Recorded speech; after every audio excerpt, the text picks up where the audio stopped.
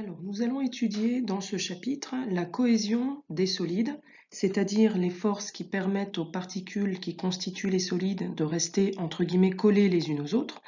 Et ensuite, nous étudierons la solubilité, la miscibilité d'espèces chimiques et la nature de certaines espèces comme celles constituant les savons.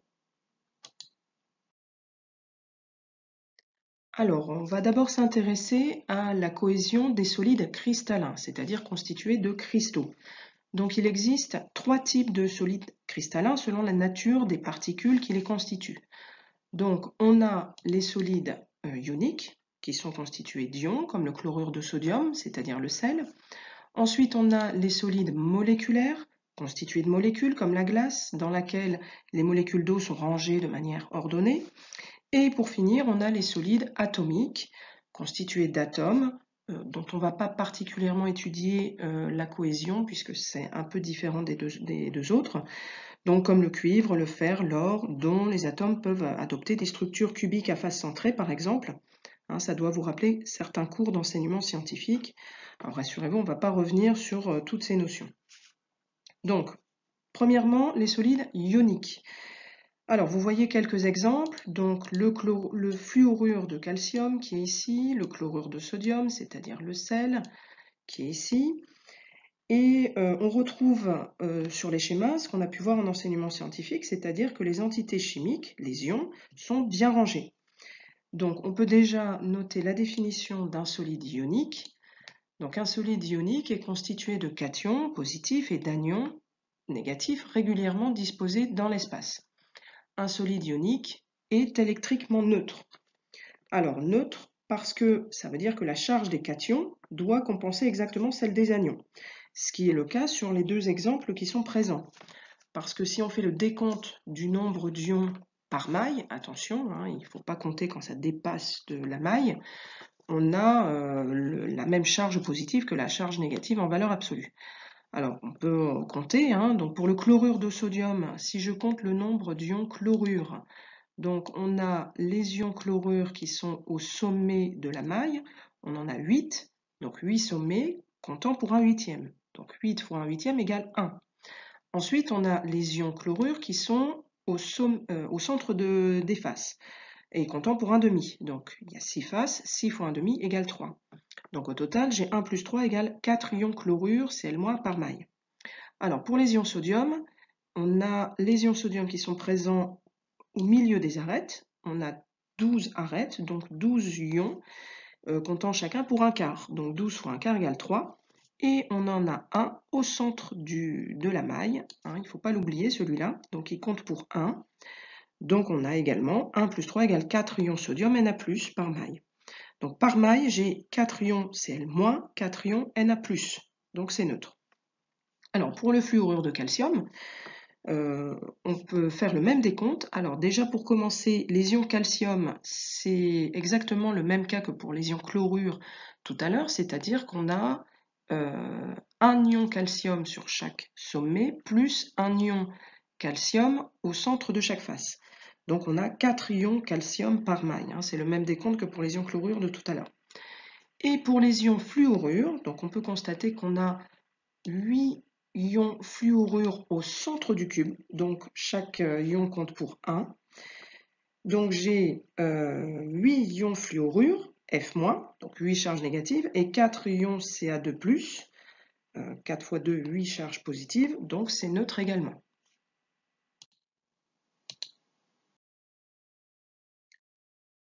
Alors, pour essayer de comprendre les forces qui permettent à ces ions de rester collés entre eux, on va étudier deux types de forces que l'on connaît. La force gravitationnelle, qui est ici, et la force électrostatique, qui est ici. Alors, les formules qui permettent de calculer ces forces, pour calculer la force gravitationnelle, c'est une formule que vous avez dû voir en seconde l'année dernière et qu'on reverra dans le chapitre sur les champs. Donc la force gravitationnelle, Fg, est égale à G, grand G, fois M1 fois M2 sur D au carré. Donc grand G, c'est une constante qui est donnée. M1, M2, ce sont les masses des deux objets qui s'attirent, et D, c'est la distance qui les sépare. Donc la force gravitationnelle est forcément attractive. Deux objets vont s'attirer mutuellement.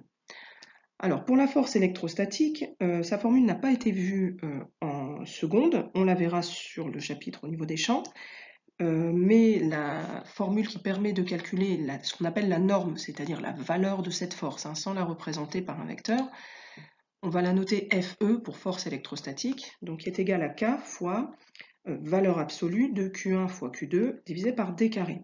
Alors on met la valeur absolue puisque là on parle d'une force qui s'exerce entre deux charges et ces charges peuvent être positives ou négatives. Donc ça ressemble beaucoup, vous voyez, à la force gravitationnelle, hein. Il y en a un qui a dû copier sur l'autre.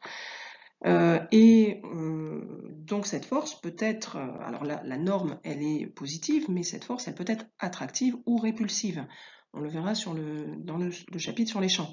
Puisque deux charges positives ou deux charges négatives vont se repousser, tandis qu'une charge positive et une charge négative vont s'attirer. Alors, vous avez toutes les données qui sont écrites pour pouvoir faire les calculs. Vous avez la constante K, la constante grand G, la masse d'un ion chlorure, la masse d'un ion sodium, la charge d'un ion chlorure, donc il n'a qu'une seule charge négative, donc moins E, hein, c'est-à-dire moins 1,6 fois 10 puissance moins 19 coulombs, et la charge d'un ion sodium, Na+, donc il vaut plus E, puisqu'il n'y a qu'une seule charge positive. Alors, si on regarde sur une face du cube, on voit les ions chlorure qui sont au sommet, plus au centre de la face, et les ions sodium qui sont au milieu des arêtes. Donc on a deux distances. On a la distance D1 entre un ion chlorure et un ion sodium qui vaut 282 picomètres. Donc pico, je vous rappelle, fois 10 puissance moins 12 mètres. Et D2 qui est la distance entre deux ions chlorure, qui est également la distance entre deux ions sodium, hein, c'est la diagonale du demi-carré, entre guillemets, donc qui vaut 399 picomètres.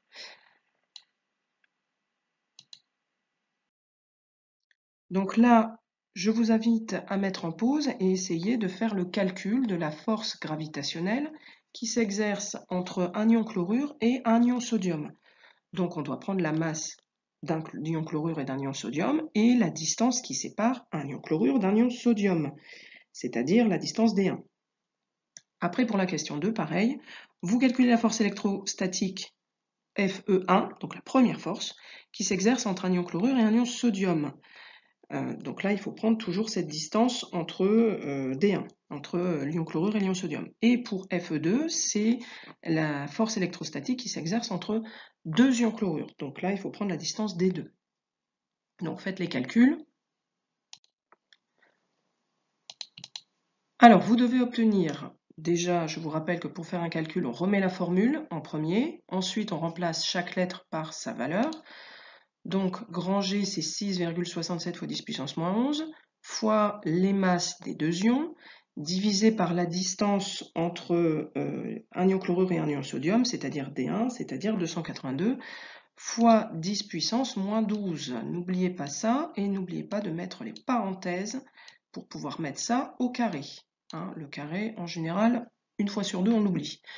Donc si vous faites bien votre calcul, vous devez trouver 1,89 fois 10 puissance moins 42 newtons, hein, arrondi à deux chiffres après la virgule. Alors, pour la force électrostatique Fe1, je remets la formule, et là, vous voyez, ça me permet tout de suite de savoir quelles sont les charges des ions à mettre précisément. Hein. Donc la charge d'un ion chlorure, la charge d'un ion sodium. Et je n'oublie pas les valeurs absolues, puisque cette force, je calcule sa valeur, donc elle est forcément positive en valeur. Alors, la constante K qui est donnée, 8,99 fois 10 puissance 9. Alors, en valeur absolue, donc la charge d'un ion chlorure, moins 1,60 fois 10 puissance moins 19, fois 1,60 fois 10 puissance moins 19. Alors, vous remarquez que comme la valeur absolue, il y a la valeur absolue, on pourrait tout de suite retirer le moins et mettre cette charge élémentaire au carré, hein, en n'oubliant pas de mettre les parenthèses. Et la distance 282 fois 10 puissance moins 12 au carré. Donc on doit trouver 2,89 fois 10 puissance moins 9 newtons. Oui, je vous rappelle qu'une force c'est en newtons, hein, bien sûr. Alors, est-ce que c'est une force attractive ou répulsive? C'est une force entre un ion chlorure négatif et un ion sodium positif. Donc, c'est une force attractive. les deux ions sont de charge opposée, donc ils s'attirent. Alors, pour la dernière force, on remet la formule, sauf que là, j'ai deux ions chlorure Cl-, Cl-. Et je dois trouver, donc là, la distance n'est pas la même à prendre, hein, c'est la distance entre deux ions chlorure, donc D2, ça fait 399 fois 10 puissance moins 12 au carré, et je dois trouver 1,45 fois 10 puissance moins 9 newtons. Alors, c'est une force, cette fois, répulsive, puisque les ions sont de même charge, hein, ils sont tous les deux négatifs, donc ils se repoussent. Alors, ça ne se voit pas, on ne va pas indiquer une force négative, hein, ça se représentera quand on tracera les vecteurs qui représentent les forces, et deux forces attractives pointeront l'une vers l'autre, tandis que deux forces répulsives pointeront dans deux directions opposées. Hein, ça ne se représente que sur le schéma. Donc, ce qu'on constate, si je compare les valeurs, c'est que déjà la force gravitationnelle, elle existe bien sûr, mais elle est absolument négligeable. Donc, c'est pas par gravitation que les ions vont rester collés ensemble, hein, c'est absolument négligeable. Donc, les forces électrostatiques sont bien plus importantes, 10 puissance moins 9 par rapport à 10 puissance moins 42. Sauf que il y a des ions chlorure qui sont proches les uns des autres, donc ils devraient se repousser. Sauf que ce qu'on constate, c'est que la force répulsive, elle est moins importante, toujours même ordre de grandeur, pas beaucoup plus, mais quand même, que la force attractive. Donc ce qui va faire que du sel de table tient, hein, c'est-à-dire que les ions restent collés les uns aux autres, c'est une force attractive entre les ions de charge opposée. Voilà, c'est-à-dire entre les ions chlorure et les ions sodium. Ils restent collés ensemble par interaction électrostatique. Donc on va pouvoir noter les conclusions. Donc dans un solide ionique, l'interaction gravitationnelle existe, mais elle est négligeable par rapport à l'interaction électrostatique entre les ions chargés. Et on a de la chance, la répulsion électrostatique entre deux ions de même charge, c'est-à-dire entre les deux ions chlorure, et on aurait pu faire la même chose entre les deux ions sodium, hein, puisque la distance est la même, elle est plus faible que l'attraction électrostatique entre deux ions de charge opposée. Donc, la cohésion des solides ioniques est assurée par interaction électrostatique entre cations et anions. C'est cette force qui prédomine et c'est ce qui explique la cohésion de ces solides ioniques. Alors, on va s'intéresser dans cette partie à la cohésion des solides moléculaires, c'est-à-dire constitués de molécules. Donc, vous avez l'exemple ici du diode, I2, que j'ai utilisé en TP pour tester la solubilité dans l'eau ou dans le cyclohexane. Ensuite, vous avez la glace, que vous connaissez, et la glace carbonique, donc qui est du dioxyde de carbone à l'état solide, puisque sa température de fusion, donc de solidification, hein, est de moins 78 degrés, et qui a de nombreuses applications, hein, puisqu'on l'utilise dans la conservation, dans ce qu'on appelle le décapage cryogénique, ou dans l'événementiel, hein, puisque ça forme un brouillard très dense, une sorte de fumée blanche qui glisse le long des parois. Alors, ces solides moléculaires, vous voyez qu'ils ne sont pas rangés n'importe comment, il y a un état cristallin également. Donc, un solide moléculaire est constitué de molécules régulièrement disposées dans l'espace.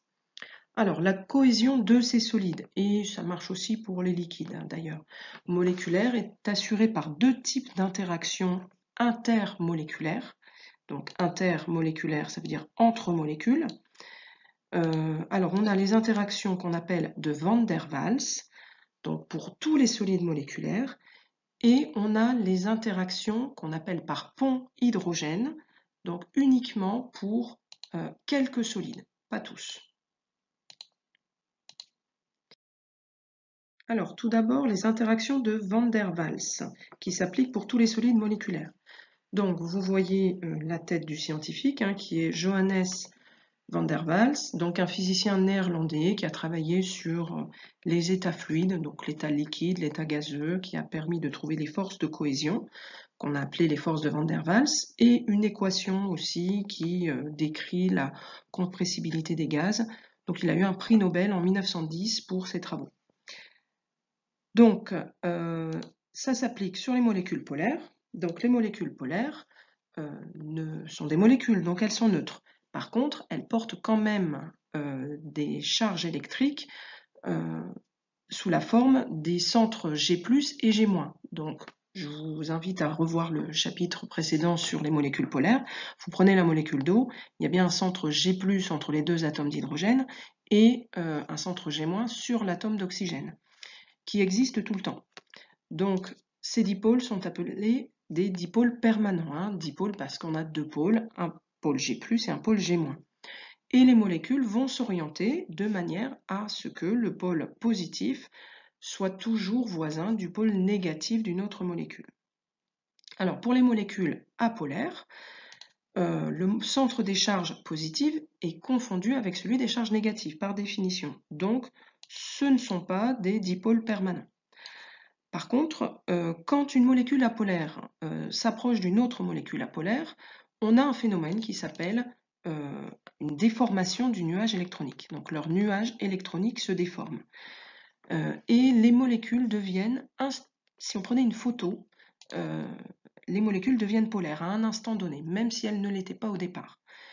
Et on a apparition de ce qu'on appelle un dipôle instantané, donc qui n'est valable qu'à un instant donné, sachant que l'instant d'après, ce nuage se déforme à nouveau.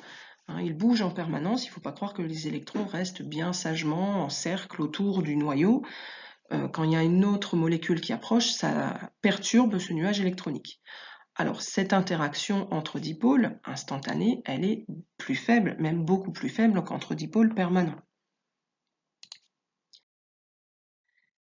Alors la cohésion donc de ces solides moléculaires est due à ces interactions de Van der Waals, donc on va pouvoir le noter.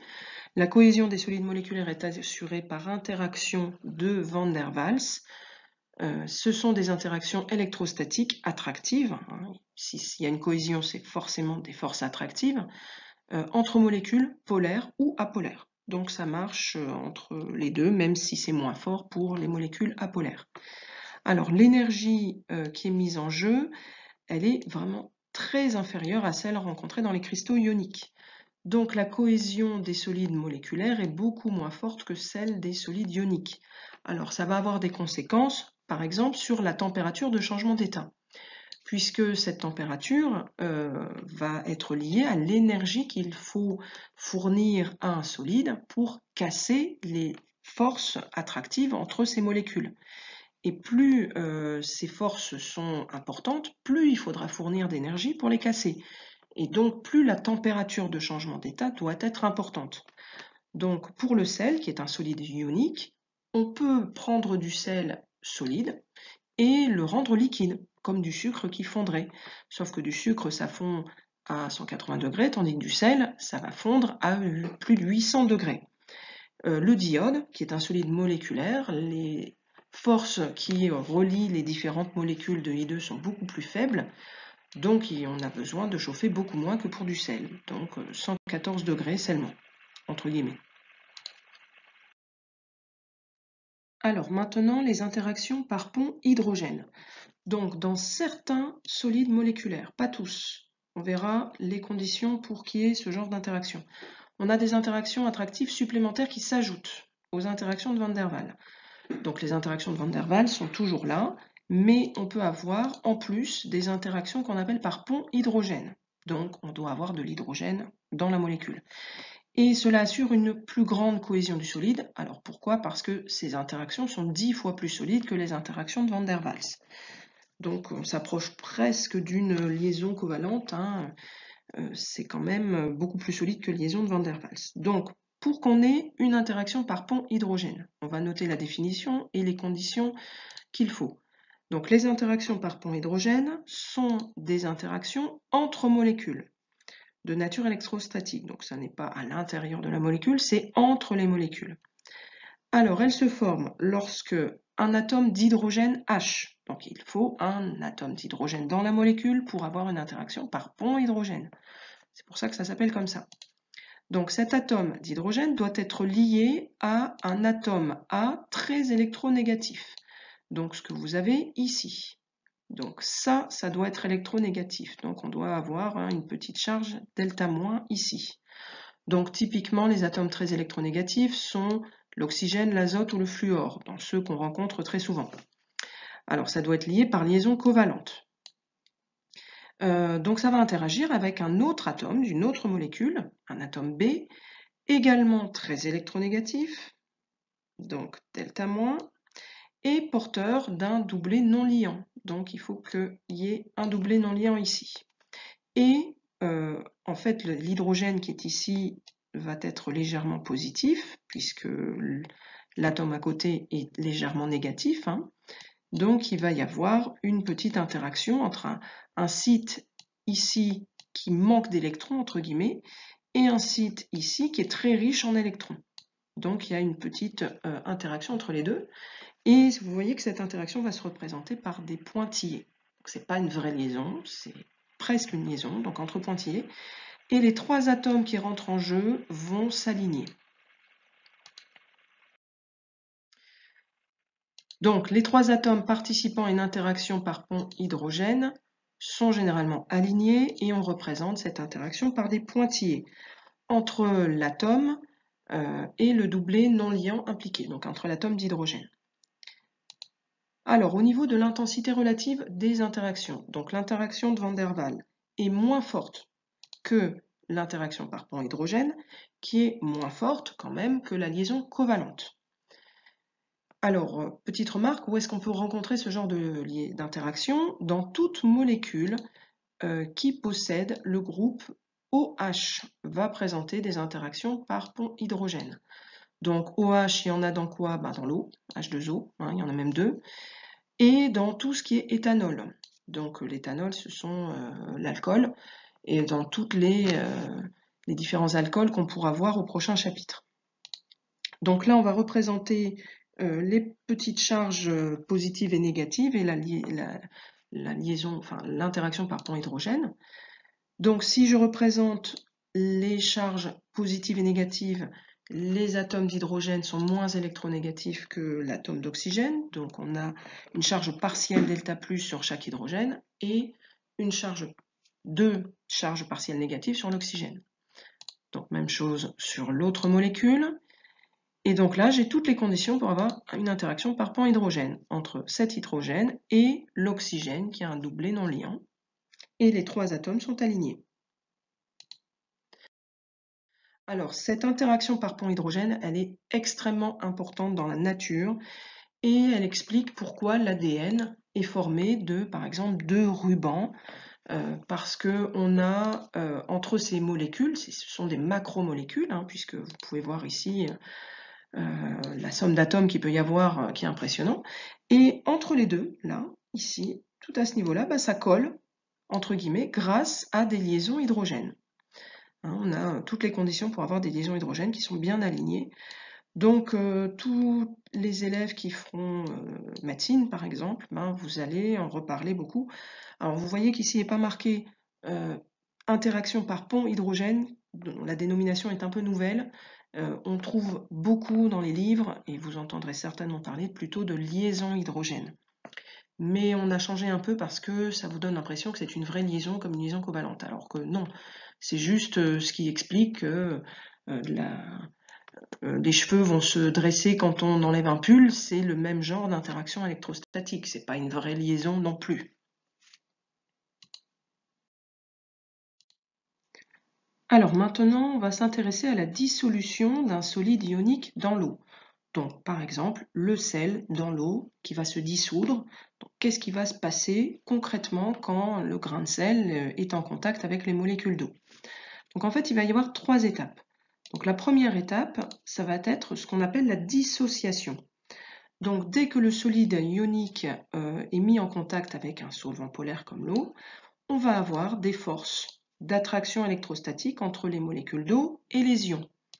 Puisque les molécules d'eau, comme ce sont des molécules polaires, donc elles ont un pôle plus et un pôle moins. Le G- est localisé sur l'atome d'oxygène.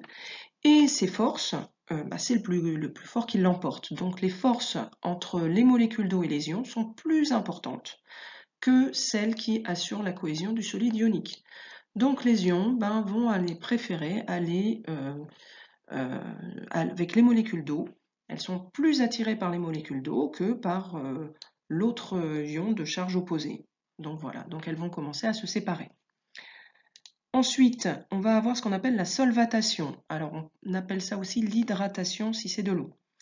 Donc on est toujours sur l'effet de ces forces d'attraction électrostatique et les molécules d'eau vont entourer les ions dissociés. Et elles vont s'orienter, c'est-à-dire qu'elles vont présenter le pôle négatif près d'un ion positif et le pôle positif sur un ion négatif. Donc vous voyez ici l'atome d'oxygène qui est delta-, va être proche d'un ion positif, tandis que les atomes d'hydrogène, delta+, vont être proches d'un ion négatif.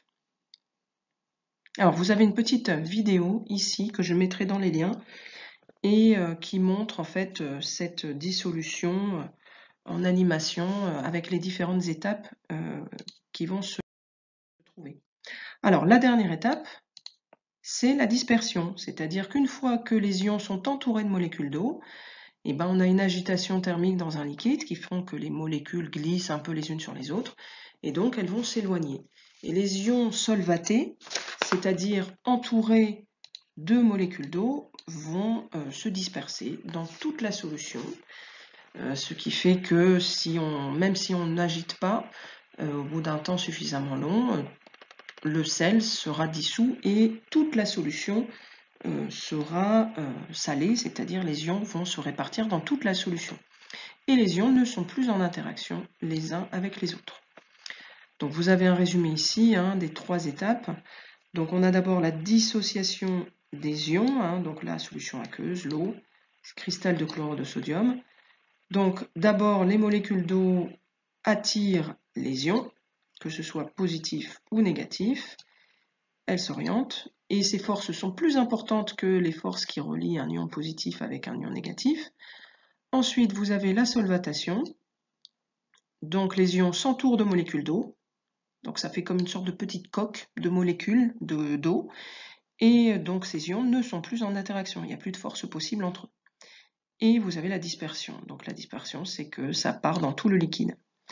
Donc un solide ionique, petite remarque, ne se dissout pas dans un solvant apolaire puisqu'on n'a pas d'interaction électrostatique. Alors la dissolution ne sera pas égale à 0 puisqu'on a toujours des dipôles instantanés, même dans les solvants apolaires, mais elle sera extrêmement faible, cette dissolution.